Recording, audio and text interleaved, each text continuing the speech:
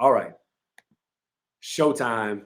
Introducing the great Kenyetta Hall, business coach and strategist, friend of mine. Kenyetta, good to have you here. How are you? Hey, good. How are you doing? How's Uh, everybody out there? Great. I'm great. I hope everybody's doing great. Yeah, we got Sarai Waters in the building. One of my team members, Christine Saunders from NYC. Welcome, welcome. How y'all doing? How's everybody feeling today on this Tuesday morning, February 1st, the Lunar New Year? Happy Lunar New Year to everybody out there. Yes. I hope you're enjoying this reset and using this opportunity to go in the direction of your dreams. So, Kenyetta, we love on this show, we love talking about journey and story because I feel like everyone can get so much out of what you've been through, how you've walked the path, and learn from hmm how you've gotten to where you are. I love the work that you're doing. I want to hear how you got to this point. What has that journey been like for you to end up as a strategic business coach, helping businesses really move forward? How did you even end up getting here? it all started back in high school. No, I'm joking.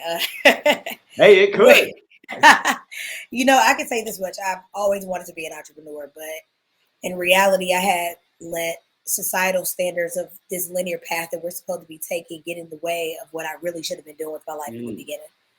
And that linear path, go to school, get a job, have other people define what success looks like for you and climbing that corporate ladder. mhm. Um, and then, you retire and then you live your life at 65 when you've lived the majority of your life already, right? Right, That's when you can just make a decision to do that. right. But during that time, I went and got, I played a little basketball at junior college. I ended up coming out here to North Carolina. I'm originally from Belleville, Illinois. It's a small little town outside of St. Louis, Missouri. So St. Louis is what I typically rep because everybody know where that is. Nobody know where Belleville is. Let's be real. Don't nobody know, right? Right, right. Um, so I went to a junior college out there, transferred to NC State, uh, got my bachelor's, finished my bachelor's degree. Um, 2016, graduated my MBA from UNC. Um, in between time, in the meantime, I had some full time jobs working in government contracting. Wow. I worked in contract manufacturing firms which make pharmaceuticals, make you know prescription drugs. But really, let's be clear, Mm, was none of that my jam. Like right. it had me trapped behind a desk. I can't talk in front of a computer all day. And anybody who knows me knows that's just not Yeah, even that my ain't that's it. that ain't it. That So we ain't already it. know. So we already know what that success looked like. Right. You can't put that big personality behind a desk. And we talk about this because Kenyetta is like, what are you, 4 foot what? What's the Whoa, official? pause. I'm 5'1.5". 5'1.5", and my Okay, five one and a personality. half. But I swear she's like a 6'5" on the That's right. inside. You know, it's like she's My yeah, my personality is 6'2". at least. You know what I'm saying? 6'2". At least. So, imagine knowing that you could be doing all these great things, but Mm, feeling like you are um, putting this pressure on myself to achieve success in this fashion that everybody else is supposed to climb this ladder or have mm. somebody above me validate that. So I ended up getting my I MBA feel because like I feel like a lot of our guests could resonate with that. And it's actually been a conversation I've been having with a lot of people is this feeling, this knowing that you are more than you're currently showing up in the world as, this knowing that you have more to give, more to bring, that you are larger than the life that you are currently living, but something is keeping you. What do you think that is for people? Because I feel like that's just an interesting part of your story to unpack. Like what kept you at that desk or in those societal roles longer than you should have been? um, a couple things. I think there was fear that I wasn't going to be successful. Um, a lot of it was also not being when you venture out into entrepreneurship a lot, or when you're trying to do your own thing, you feel like you have to have a certain title before you can go out, right? Hmm, Like you hmm. got to have a title of like a director or a title of senior VP in order to feel qualified, Mm, right? And I don't think that I felt qualified enough to do the stuff that I'm doing now. right. And that was never the case. But I do think that that element was huge in my life of feeling Mm, qualified. And so because I didn't feel qualified and I didn't feel like I had that title or been validated in that way with moving up that corporate ladder and achieving those levels of success as a manager, because I've never been a manager. I've never been a director. I've never been any of those things. But I let that trap me into thinking that I could never be something else or do more or have an impact on people. I disqualified myself based upon some arbitrary validation rules that who made them up. To be honest, I don't even know who made that up, right? Like I'm still trying to figure out who made up the arbitrary rules that I was following, but obviously I was following. And so I knew for a fact, right, that that just wasn't my path. And I knew it wasn't my path because I was never going to be successful in a space that was never meant for me. And that's what I was trying to do, is fit a square peg into a round hole, thinking that I was going to be successful in that way, because that's what I've been. And let me be clear, my parents never taught me that. Right. They never taught me that. That's what I kept seeing, but they never, ever taught me to just do that. My dad was like, be good or be good at it. And that's how, you know what I'm saying? So having that level of success in my mind, and then, so it took me a minute, right? It took me a minute to have to move out of that. I went and got my MBA because I felt like that I was in contracts and grants stuck behind a desk. And I realized that just was never going to be my life. I mean, I want to tell you that I probably ended up in HR more times than I would like to say. We was always best friends, right? And not because I couldn't do the work, but because it just, I don't know what it is, but a 2-year mark at a job is like where I kind of resonated with. Like every 2 years I would switch jobs. So for anybody out there who has a job, right? No shade to this, but never feel like you have to be at a job for a certain amount of time, because that ain't never stopped me from getting another job. It never stopped me from getting another job. It never stopped me from moving up, because I always had a banging ass story as to why I left. If it don't resonate with me, I'm out. You know what I'm saying? I want to be clear. I say that to say, because I see a lot of people, who have jobs feel like they have to be trapped. You don't have to be trapped anymore.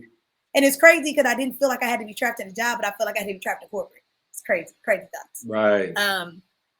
So as I went and got my MBA, I was working at a job. I got my MBA. The executive MBA program was really good. I met a lot of great people. UNC has a phenomenal program. But one of the main things it taught me was understanding short-term and long-term opportunity. And I'm not going to even lie that I paid a lot of money for some confidence. Right. I paid, you know what I'm saying? Like a piece of paper and some confidence. Right. Yeah. So, and I want to be clear, it was well worth it to me. Sure. People can say what they want. It was well worth it to me. Sure. I would gladly pay that amount that is hard for me to say out my mouth again. But nevertheless, so I ended up working for a healthcare company, moving into strategic work, because I knew once I was in my MBA program, strategic work was for me. I was like, all right, I kind of already knew that, but it was solidified in my MBA program. You know what I'm saying? Like, there are some strengths you start to lean into when you are, when you're dealing or around a different caliber of people, and you start to solidify that confidence. Then there's just different ways that different strengths that are going to come out of you and get cultivated, and that you get to stand on now. So now I moved into a different spot and I got to stand on them, right? Right. You actually got to flex that muscle a little bit. Right. Yeah. And I was like, oh, this is it. This is it. Yeah. Everything outside of that is not, it's not what's happening for me. Right. That's a great point, Kenyetta. And I feel like for our listeners today, who are wondering about direction, or maybe at a job that they don't want to be at, or whatever is going on there, to really start by, other than passions and, other things that we'll get to, look at your strengths. Like the things that you do at your job, even on a regular basis, or your proficiencies, could actually be taken out and be valuable out in the marketplace somewhere else, either as your own business or in another company. So be really thinking about what's the stuff that kind of comes easy to you, and you might even discount it as a strength because it's just so natural. I agree with that. And what I've also seen a lot of people do is spend way too much time on their weaknesses. They spend way too much time cultivating weaknesses. Right. What we fail to remember, a strength or something that you're good at still needs to be cultivated. Yeah. Right. In order to really be great at it. And so I think people spend way too much time on their weaknesses that are only going to make you mediocre. Like you're gonna learn new skills, right? That's the Right. difference. A weakness, learning a new skill is not cultivating a weakness. That's learning a new skill. And I think that Mm-hmm. we associate things that are new with weak. No, you associate things that are new with new. And you Right. associate Right. things that you don't like or you're not particularly good at, and you work really hard and you still haven't moved the needle on it, as I'm gonna chalk that up to that's not my strength, but it could be somebody else's, and I need to figure out Facts. who that strength that is, and I need to I take that need off to my plate. hire that. I need to. Right. I Yeah. need to take that off my plate. Yep. Big So facts. yeah, and so like being able to cultivate the strengths because they are what's gonna take you to the next level. And Yep. people don't spend enough time on cultivating the things that they are strong at because they're already good at them. Mm-hmm. You know Right. what I'm Right. saying? Right. It's kind of like having that Allen Iverson mentality. You want me to go to practice? You Right. talking about practice? Yes, I'm talking about practice. Right. I'm talking about practicing, making your strength as sharp as it can be. Yeah. That's what I'm I talking love about. that. Practice. So then from there, how did you get out? What was the journey out into actually running your own business, coaching businesses? Like how'd you end up there? So I started doing that while I was in my MBA program because I realized it's something that I like, but I also Mm-hmm. realized that I didn't have any experience in it. All my experiences in government contracts and grants, and it's kind of hard Mm-hmm. to translate that over. So while I had my full time, I just started volunteering with startups and American Underground. Just it was like three of us who realized that's what we liked, and somebody had to Mm-hmm. connect, and we emailed people. We just started helping here and there. Yeah. So that was my transition to thinking about doing it outside. So then I was like, I'm still stuck in this corporate mindset, thinking I still need to be in corporate, right? So I Mm-hmm. went and got me another job that was in digital strategy. Ended up moving to a mobile app. In the meantime, in my mind, I was like, I can't do this, right? Like I got to Right. figure out what this exit plan gonna be because I need to get comfortable. I need to get comfortable being uncomfortable. Mm-hmm. I went and got my real estate license, so I'm still a licensed realtor. Mm-hmm. So I went and got my real estate license. Um, And then there are some great people. My healthcare company, I started working with them doing product management, like helping people build software. End up working with a startup. This is all while I still got my full time. Right. Like, Right. but Yep. you Yes. gotta, You're getting that 9 to 5 check coming in, and you're building these pieces and curious, testing things on the that's for side. sure. And Yeah. leveraging my job. Like Yeah. every job to me is about leverage. The one thing that I never looked at a job at is something that I need because I can always Mm. make money. Right. Right. So like the thing is that you know, jobs to me are transactional relationships. I have something that you want, you have something that I want, and we negotiate on everything in between, Mm-hmm. which means that as you interview me, I interview you. And so that's kind of how I look at it. That's why I Right. never stayed no job long That's a enough. great perspective. Yeah, like, what can you do for me? It's not all about what can I do for them. I know what my skill set is. That's not in question here. Right. Right. Right. I need to Right. understand, is this a good fit for me? Am I going to be able to thrive and survive there?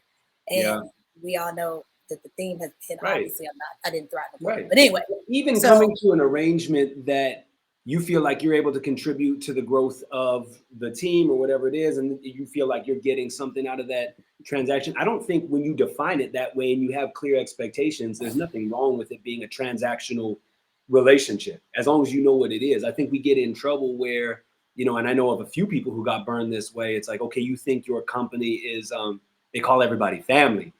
Y'all ain't family, they're calling you family, but it's very few places actually execute on that culture. It's not really family. Y'all are colleagues, and you need to get it right, because otherwise, and I've seen this happen too often, somebody gets out or they get fired or whatever it is, and it's like, I'm out in the cold. I thought we were family. Like, family doesn't do that. No, y'all were colleagues, and that's a yes, different relationship. yes, So I think understanding that makes it so that you don't set yourself up for emotional letdown from a place that you're investing in. It's like, no, invest while you're investing, and let that be what it is. yes, and it's okay that your relationship with your job is they not your family. Right. Like, it's kind of like this whole notion. Again, it all goes back to, and I'm a just FYI, I'm gonna do a live on this tomorrow, talking about American Dream. The American Dream is a lie, and Mm, that's one of the reasons why it's a lie, right? mm, It's a lie because they lure you into believing that having a job is your family to right. get your loyalty to them, when they have no loyalty to you. Right. And it's nothing. And It's here's a the thing: one-way, it's a one-way one-way loyalty that loyalty. they're But wanting. but here's the thing: we don't owe each other. If I quit my job tomorrow, if I had a job and I quit it tomorrow, I quit it tomorrow. I don't owe them. I don't owe them anything. And I'm very clear about that. You know what I'm saying? Like, even when people used to ask me, I remember I was working at my job, and this young girl was working in customer service, and she wanted to move over to the corporate side of the business. And I said, okay, well, what's the plan look like? She's like, well, I've been helping out on the corporate side of HR. I said, have you talked to them about what they plan on doing with you? Have you asked about what it looks like for you? And she says, no. I said, do they have a plan for you? Or are they just using you as free labor? I said, so quit. Because you never let somebody take your ability away to say no. The problem is people let people take their ability to say no away. When you're an entrepreneur, you become too loyal to the dollar because you are operating from a space of lack that you lose your ability to say no to the wrong customers, to say yes to the right ones. The same thing happens in your job. You are too loyal to you operating from a space of lack, thinking that you need them because you can always make money. You got a set of skills that will allow you to make money. Look, if you have a car and a driver's license, you can go and live off of Uber if you really need to. Like, I'll go Uber, Lyft. I'm an Instacart. Right. Like, you don't have so that's what I say is that, you know, when you're looking at that, don't allow things to take away your ability to say no, because what it does is it hurts your experience at that job because it wasn't made for you to be there. You did not know what the spaces that look like they need to be successful. So, prime example, I had a conversation with somebody and I had to start laying out what it looked like. What did a space look like for me to be successful? What did they need to have? Well, money came forth. It didn't come first, but it came forth for me because I needed to know I have a manager that's going to allow me to flex my muscle, because you're only as good as the person above you allow you to be, because they're going to shut it down every place else in the corporation. And since corporations have very much so spaces of hierarchy, how are you going to get above that?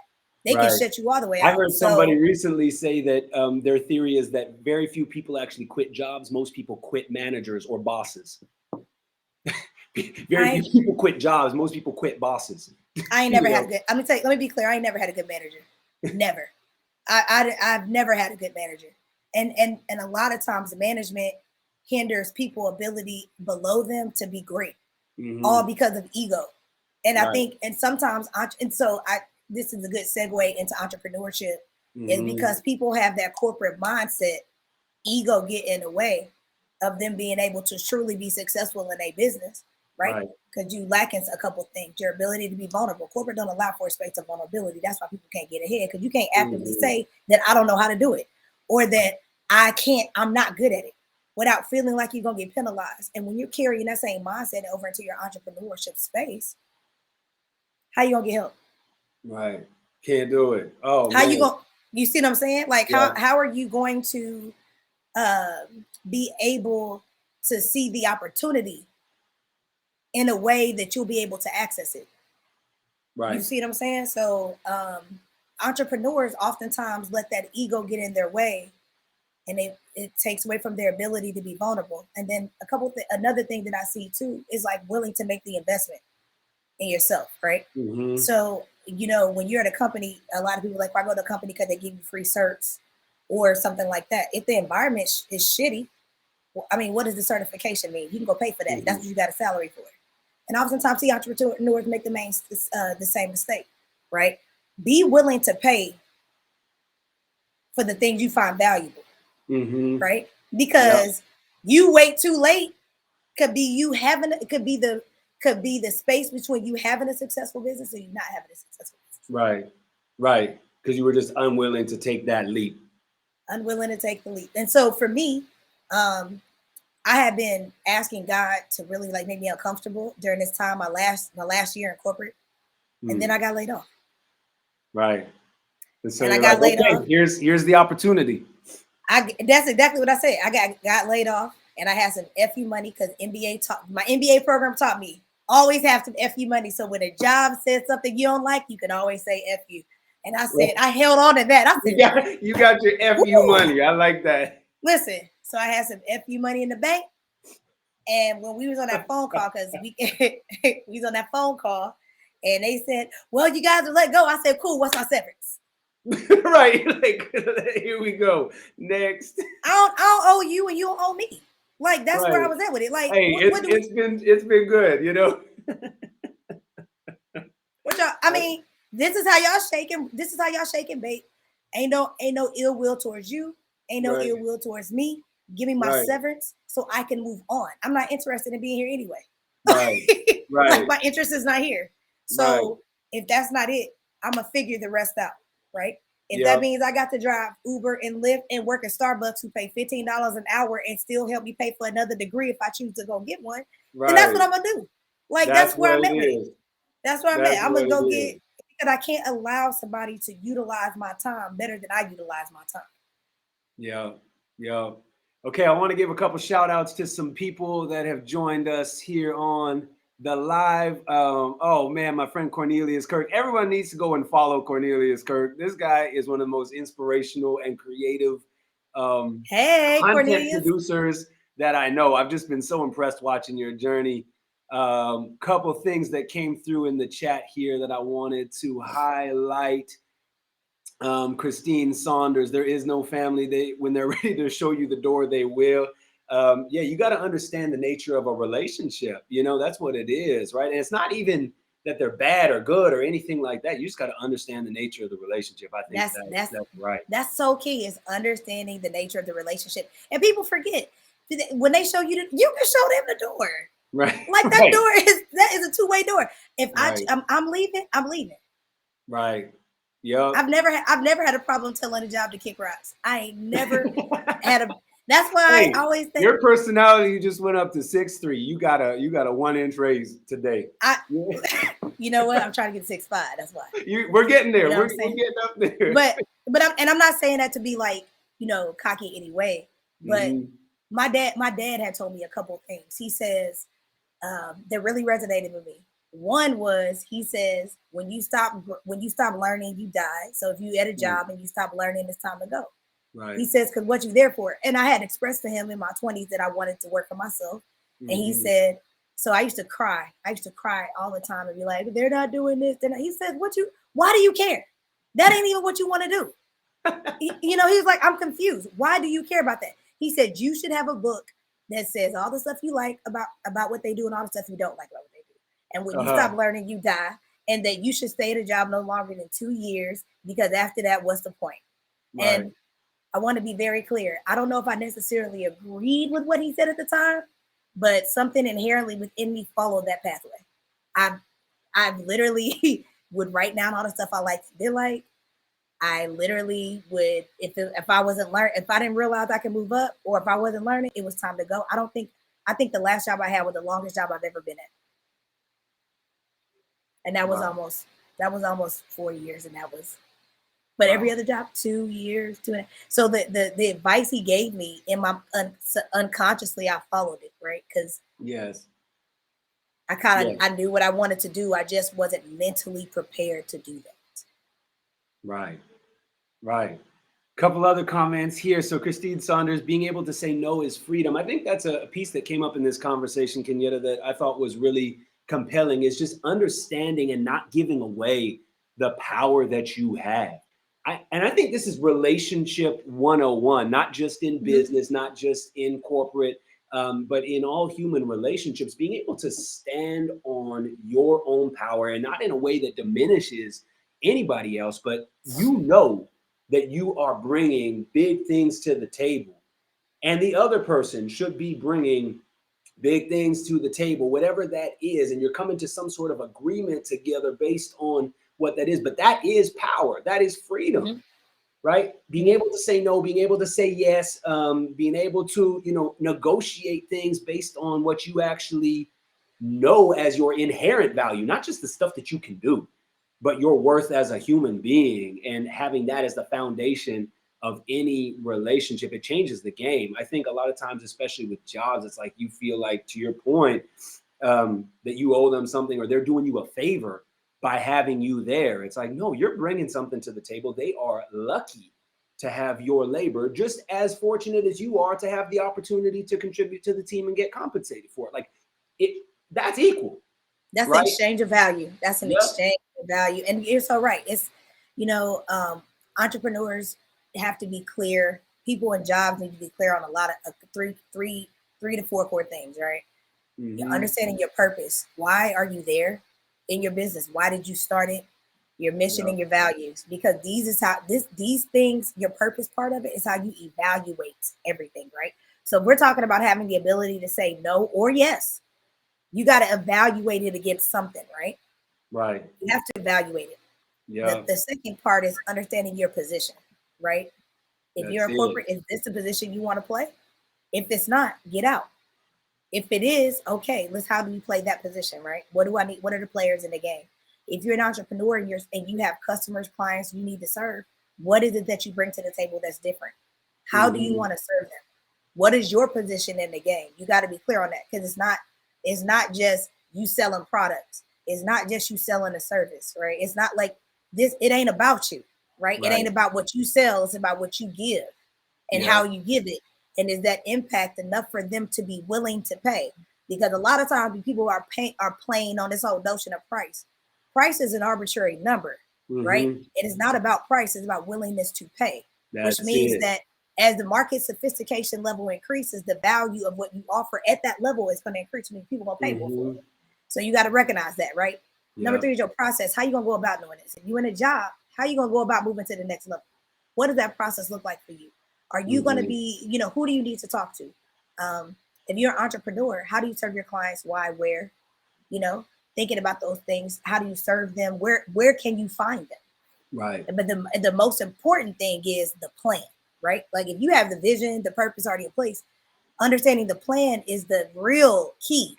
What are the tasks you're going to need to be trying to do that's going to allow you to say no to everything else that ain't on the path? And see, that's what people don't want to deal with, is they don't have the plan to go to the vision.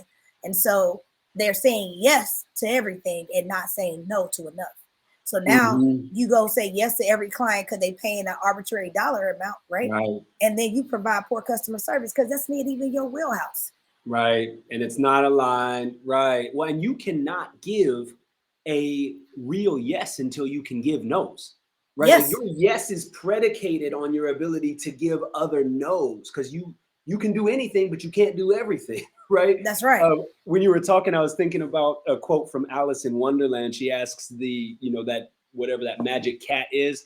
And she goes, which way do I go? And he says, well, where are you going? She says, I don't know. He goes, well, then any path will do. Right. That's a word.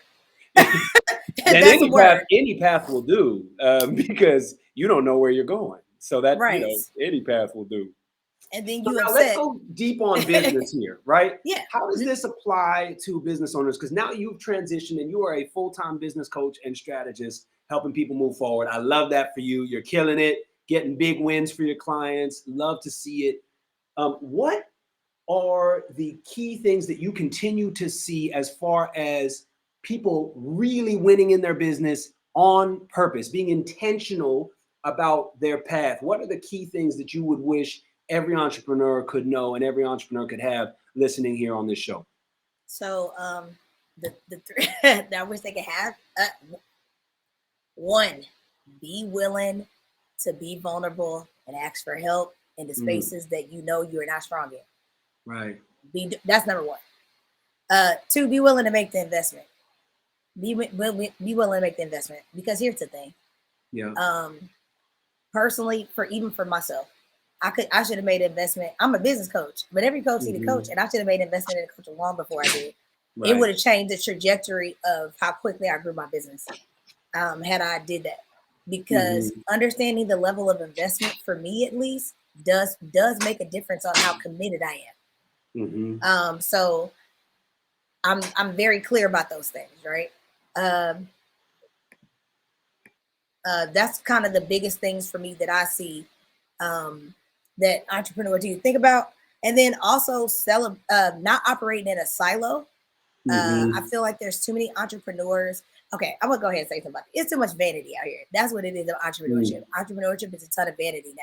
It's everybody. I made 6 figures in 27 days, and I'm gonna teach you how to do the same. And if somebody out there who ain't made 6 figures telling you how to make 6 figures, then they shouldn't be teaching you anything. That's a damn lie. Everybody that you buy from at Procter and Gamble ain't making 6 figures, and they telling you how to buy and sell every day. Right. So that's number 1. Miss with that, right? That's number 1. But also too, be willing to be okay that you don't have to be your business don't have to make 6 figures today. Be Right. okay that majority of entrepreneurs that you are trying to grow a sustainable, Yes. profitable business. And that's Yes. very different. And it's not to say that having 6 figures in 8 months is bad. I'm not saying that. What I'm saying is get rooted in the reality that if that doesn't happen, that doesn't define your business being successful or not. Mm-hmm. It has nothing to do with that. Right. Right. Um, That's exactly it. And like be willing to go slow to go fast. Like be willing to do it yes. right and put the bricks down one by one. I just saw a post the other day by Gary Vee. I like watching a lot of his stuff. And he was talking about, he's like, most people just aren't willing to go slow. Like they're just like, they want the results fast. They want to see these things moving. And he goes, do something that you would be willing to do for the next 5 years without getting paid. And he Yep. goes, and chances are, if you do it that way and you execute on it, you'll get paid. But do something that you would, regardless, you'd be doing this for the next 5 years passionately, even if you never saw another cent, because it's just in you and you have to bring it out. That's where the best businesses and the best ideas come from. I think a lot of times one of the biggest things that I've seen is people operating from a space of lack. Mm-hmm. Operating Right. from a space of lack makes you reactive instead of proactive. Mm. If you see what I'm saying, like it's because Yeah. it's operating from a state of survival. You know what I'm saying? I'm Yeah. chasing what I want all the time because I should have already had it. Mm-hmm. Or I'm 32 years old. I didn't get to make Forbes 30 under 30. Right. I didn't. Now I'm 42 and I ain't make Forbes 40 under 40. Mm-hmm. And there's no shade to people who do that.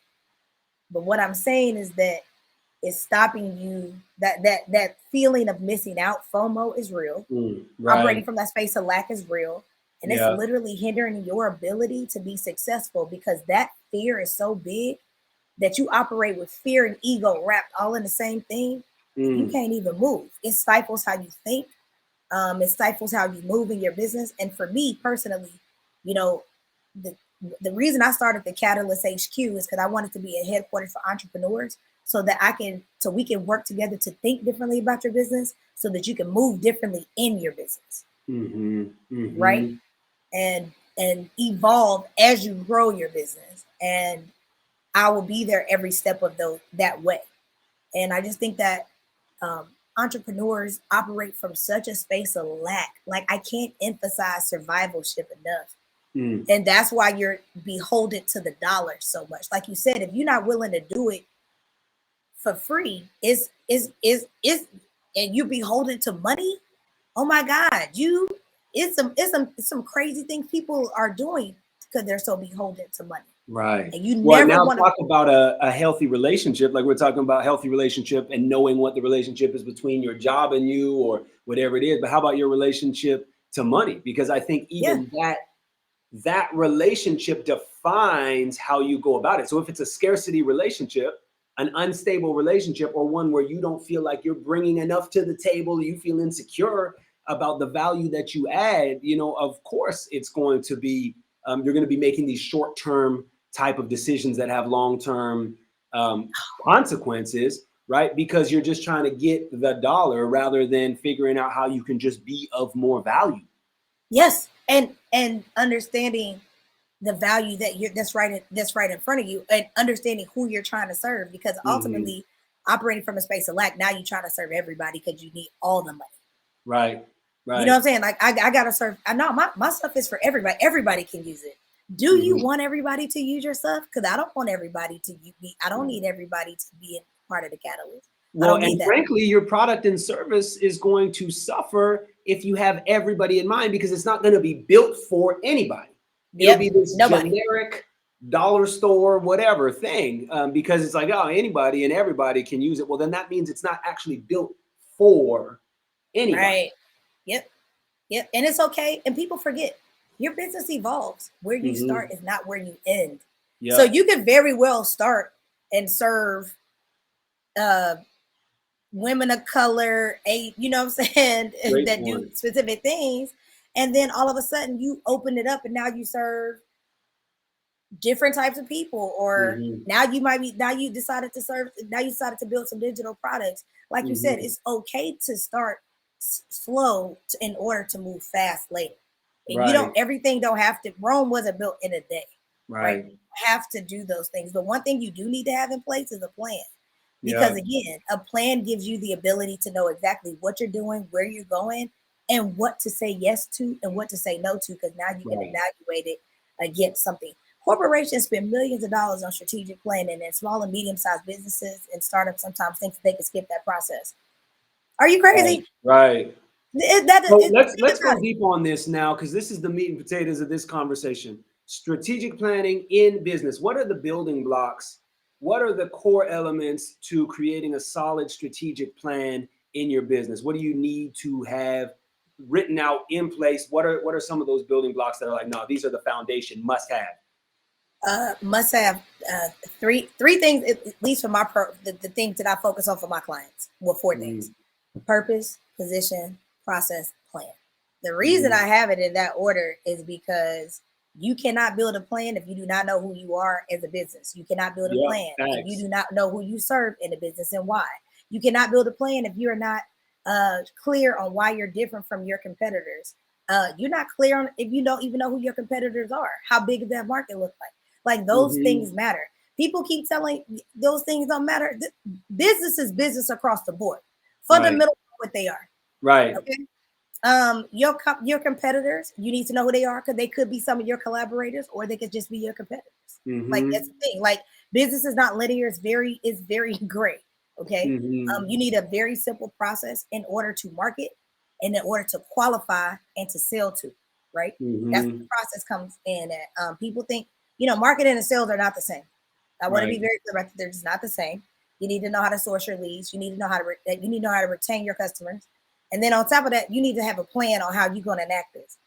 It's okay to have multiple ideas. It's okay to have multiple things you want to do. They Yep. don't need to all happen tomorrow. You need to figure out what a strategic plan looks like on when and how you want to implement them. Mm-hmm. Yeah. How are you stacking these bricks? Yeah, how you stacking these bricks on top of each other? It doesn't make sense. Is it feasible? What does it look like for me from 3 years, 1 year, then gone down? Like those things actually really, really, really matter to you, even Yeah. in the beginning stages of your business. People think it's all, yes, let's start. I believe, Mm-hmm. okay, that's good to let's start. And then you need to figure out what the plan is going to look like because it's not sustainable. Right. Right. What got you here is not what's going to get you to the next level. Right. So, like, At whatever that all. next level is for you, there was something, a skill set, a mindset that got you to where you are. But that same skill set and mindset, if you're trying to level up, is not going to get you up to that next level. Old keys do not open new doors. Right. Like, Nope. it's just not going to work. So, you have to level up. I'd love to hear more about each one of those four. If you could unpack that while we have a few Mhm. more minutes Yeah. left, right? So starting with purpose, like what are the keys to actually uncovering the why behind your work? Um, it's a couple things. One, I always look at the two whys. You got if you're a solo entrepreneur, you got your personal why. That's Mm-hmm. going to drive you more than anything else. Yep. Like you Yep. need to understand that. Your business still needs to have its own why separate from your why. The Mm-hmm. business is a separate entity. Although business is very personal, that's why I always deal with personal things first with Yep. my clients. Because that's a barrier for me to get to the business stuff because there's some things you need to unpack over here.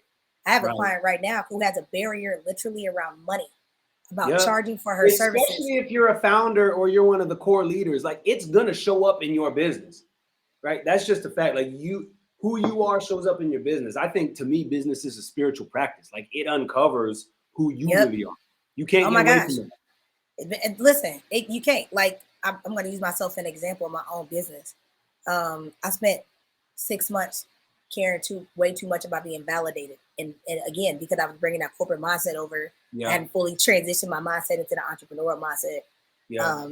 And once I started shedding that, things became a lot easier on how to deliver to my clients, how I showed up Mm-hmm. to podcasts, how I'm talking to you. All those things Mm-hmm. became very different, and how I showed up for myself and my business. Right. So that's super important. So you have like understanding you really need to know why you decided to start this. Like, because Mm-hmm. people resonate with that. Oftentimes these people just selling. No, people want to connect. They don't want to be Yeah. sold to, they want to be connected with. And Right. and the soul of a company typically is your why, your mission, your vision. Can people buy into that before they buy your Mm-hmm. product or your service? So they I really love need that. that. The soul of a Um, company. Yeah. yeah, like you got to have those things in place. The second thing is positioning, right? You need to again know who you serve and why you serve them and how you can serve them and how what you do helps them, not you, helps them, Mm-hmm. right? Right, How right. and Being customer obsessed, customer centric all the yep. way through. Right. And that every single time that you deal with your customer and that they get something of value, and you taught me this because I was too close to my business to even see this in the conversation that we're having, is that all deliverables aren't monetary. Mm-hmm. Because a lot of times entrepreneurs have a feeling that because I'm not getting this monetary benefit, that the person you're working with, or that you're, the target that you're not, or the person you're working with, or the target that you're helping doesn't, is not receiving something of value. Value Right. is not always monetary. Again, it goes back to though is that if you're helping them do certain things, monetary money becomes a byproduct. You'll receive money because the byproduct of the impact. Same Right. thing for them. Right. Big So, facts. Something I heard this week that I want to share on here that really I think gave language to the way that I approach business. I thought it was so compelling. Everyone is a client. Everyone that you have in your community is a client. And what the definition of client that this person used, and this is why it resonated with me, was someone that you want to add value to, right? yep, So every single person is a client. Not everyone is a paying client, yep, right? So everyone on your Instagram feed, everyone on here on LinkedIn, everyone is someone that I want to add value to.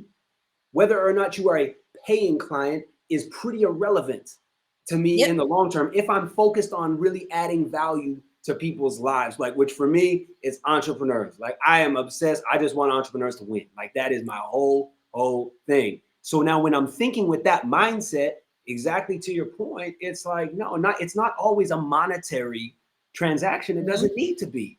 Yep. This And I think hopping it's on here, LinkedIn Live, with a free show with a brilliant mind is a way that I can add value to someone's life. It has nothing to do with what like comes back to me and whatever, because I'm planting these seeds knowing that the fruit is out there. Like it doesn't matter. yep, 100%.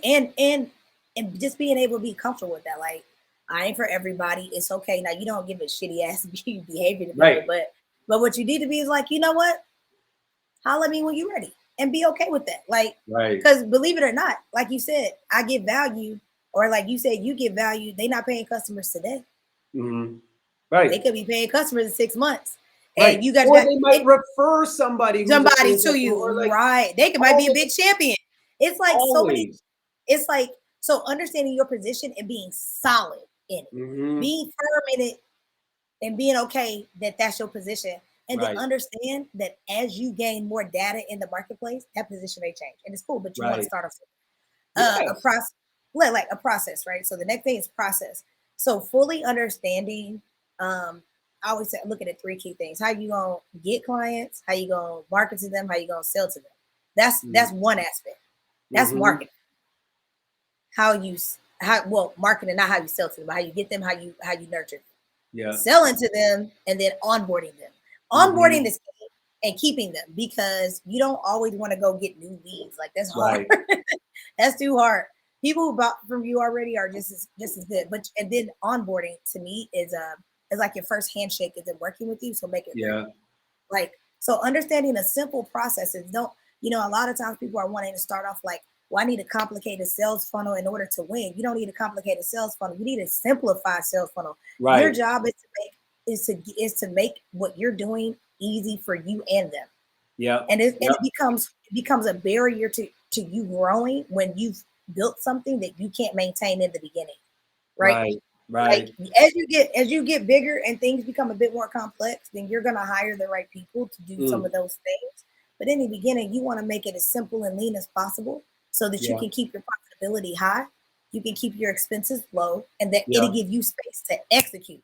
Because a lot of times you're not gonna execute because it's too hard, it's too Right. complex. So I love how you said about even in your process, making even your process customer centric. Because I think a lot of times when you think mhm, about process, standard operating procedures, all these different things, you're thinking more internal. How do I run this business? How do I make things simple for my team? Which is great.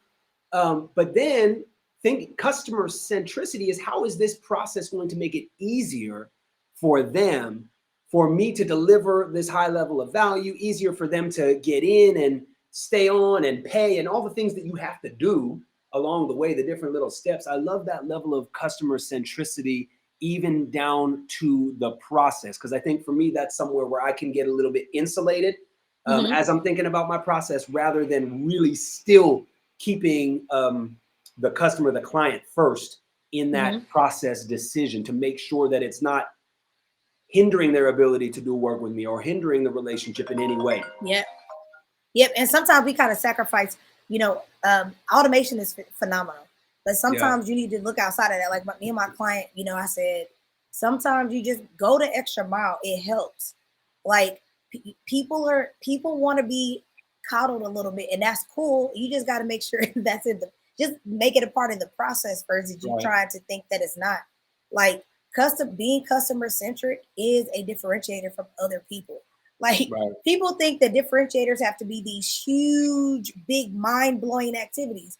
Differentiation can very much be, you can differentiate on price. I can differentiate if my customer service better than yours. I can differentiate if my learning platform and how you learn to use my tool is better than yours. I can differentiate on a lot of things. It's like I can differentiate on my values. What I bring to the table, how I bring it is very different. There's tons of business coaches out there. But how I bring it is going to be different. That's my personality. And nobody else can do it like you. Yeah. And so, and then the last thing is planning. I love it. Giving a shit is a differentiator. You're right. Like, I think that's absolute, because not everybody does. So I think that's great. Okay. Yeah. And then last thing is like planning. People don't plan worth shit, and it does not benefit them, because now you just stuck, or you just throwing things at the wall trying to figure out if it sticks. You don't even give anything time enough to work, because you operating from a space of lack, because in your mind you got to get money, you got to get money, you got to get money, you got to get money. So now you're so reactive, and then now you don't know what to do. And this is why I say it's important to be willing to give the investment, because even I had to take a step back and be like, I don't, when you're so close on your business, it's too hard to try to make decisions on your own majority of the time. And so I had to be like, all right, you know what, you're over here bullshitting. We need to take 30 steps back. Like when I work with my clients, we need to do the same thing. So I'm telling it from experience, do the same thing. And then so that you can get clarity. Then I had to stop to go fast. I had to stop, move slow to go faster, right? So planning, being clear on what my goal is, being okay that, again, if your goal is to make 100K a year, that's cool. If somebody else's goal is want to make $1 million per year, that's great. Be willing to put in the work to make that happen. Know that what the goal is, so that you can understand the level of effort it's going to take to reach the goal. Because what happens is people be wanting to make that money, but don't want to put in the level of effort and investment. It ain't just effort. It is investment. You can go invest. Let me tell you something. You're going to invest in your business. Don't ever lie to yourself and think that you're not going to have no marketing budget. There's a lot to say for how corporations are ran. And people can say that ain't how they ran. They ain't billion-dollar corporations for nothing. Okay? They have budgets that they adhere to because they understand the level of effort to take to get to the mark, which is the goal. And the level of intentionality. The level of intentionality that it takes. They know that they have to be aligned on all fronts in order to actually execute, to increase their probability of success of getting to the mark. How are you positioning yourself to increase your probability as an entrepreneur to get to the mark? If you're not planning, you have not put anything in place to get you to the mark. You are just out there winging it and being okay with it. You're out there operating from a space of lack and being reactionary. You are telling yourself that your gut is the feelings that you have is what is going to dictate how you move in your business, and your feelings 99% of the time are wrong. You have no data to serve you. That's a word. So you see what I'm saying? Like, people are like, well, I feel like we shouldn't. Okay, well, tell me in the data in your Google Analytics to tell me that you shouldn't. Go tell me that, because I can go look into that data and tell you a lot of things that you should be doing and you're not, because you don't want to do the work. And be okay with being uncomfortable that what you're doing new in your business is going to make you feel uncomfortable, because it's some things you never wanted to do or never thought you had to do in order to get to a different space. Because a lot of people just don't want to do. A lot of entrepreneurs get scared to do things that are uncomfortable to them because they're going to do it wrong. You want to do it wrong. I think that comes from, I'm gonna go back to society. I'm gonna tell you why I go back to society. Right, And this is the key point. And go back to society because you are taught to not make mistakes early enough. You are too stuck on, we are in school 8 to 5, 7 to 3, and you can't do wrong. Right? You're not rewarded for getting a C. We're not investigating why you got that. We're not breaking down those concepts. So you are taught from a young age that failing is equal to being a failure, not just failing. And so now you have, as adults, we are programmed to not want to be a failure. And instead of we should have been rapidly telling these kids to fail while they was in high school, so they can understand how to get up. The creativity, like if you got a C, but it was because you took a totally different angle on the project, and you're like, hey, I wanted to try to do it this way, or do something like that. I mean, we are not rewarding kids for that. And I have literally like, so it's bringing back so many memories for me in junior high right now. Like I remember one of my grades, I got docked grades for being too creative on this like Brazil rainforest project because I made like a plasticine model in a box. And it was gorgeous. Little banana, like I made a bunch of bananas out of plasticine. Like, come on, man. Wow. I don't even want to say her name right now, but because she got you hot. Oh my God. But I'll tell you what, she had pit stains every day, so whatever. Right. And look at where I'm at now. I'm being petty. I now. Give her. My creativity got me to this point. But but look at that. It's like, so now we're getting into spaces of entrepreneurship where you are not even, it's too hard to learn because you're too stuck at that you failed at it. It's okay if you fail. We got some data to say maybe that don't work. Let's try something else. The strategy don't change, but the tactics will change. How you address that will be something different. So really planning to be intentional, being like the title today, right? Winning at business on purpose is through intentional planning. That's how you win at business on purpose, is through intentional planning. If you're not intentionally planning to grow, to scale, then you don't want a business. Because if you can't, a business is merely its processes in the background. It's merely like the strategic approach to it. If I have to be in it and I can't sell it, then it's not a business. It's not worth worth anything just yet, right? So be willing to plan, be willing to be flexible, be willing to be uncomfortable during your strategic planning process, because I'm a push it. Right. I love it. So we're getting to the end of the hour here. How do people get in touch with you? What's the easiest way to connect? Oh, okay, cool. The easiest way to connect with me is you can go to my website, thecatalyst.hq.com, or you can just hit me up with my LinkedIn Messenger. That's always the easiest way to get in contact with me. Everybody's typing. You can email me at info@thecatalyst.com. I really prefer y'all can just reach out on any platform. I think that's the easiest way. So you're active on Instagram, you're active on LinkedIn. You're going live on Instagram, you said tomorrow? So I'm going to be going live on Instagram for the entire month. I think that I have a whole series planned out.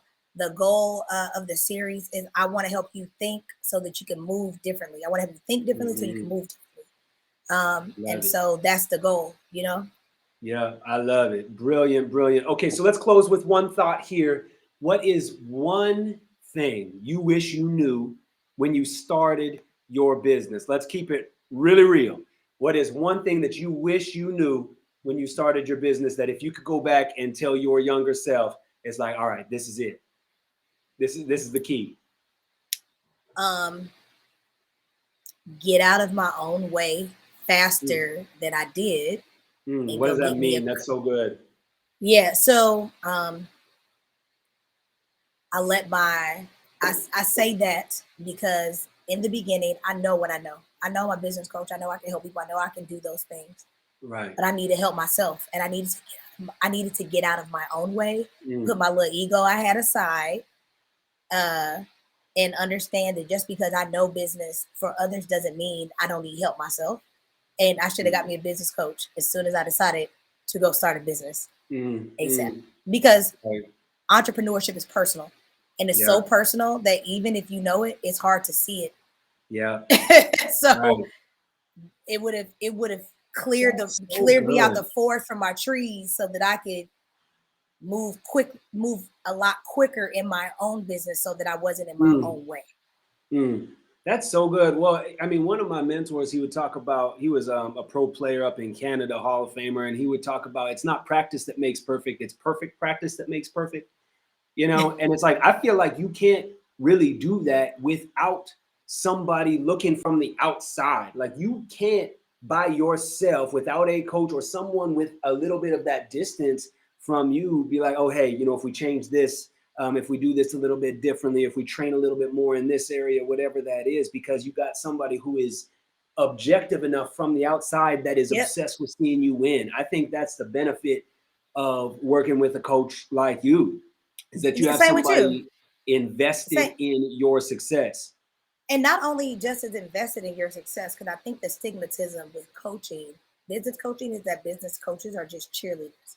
Business Uh-huh. coaches provide frameworks, Mm-hmm. right? It's like, I think of business coaching as a coach of the basketball team. The Right. coach is building the strategy, they have the plays, they telling you when, where, how, what the weak points look like. Like that's Mm-hmm. what coaching looks like. It's not And just a putting you in a cheerleader. position to win. Putting you in a position to win with all these Mm. other tools in the toolbox. It's not just merely being a cheerleader. That's actually the last thing on the end, because you Right. cuss your coach out a couple times prior to him Right. cheerlead.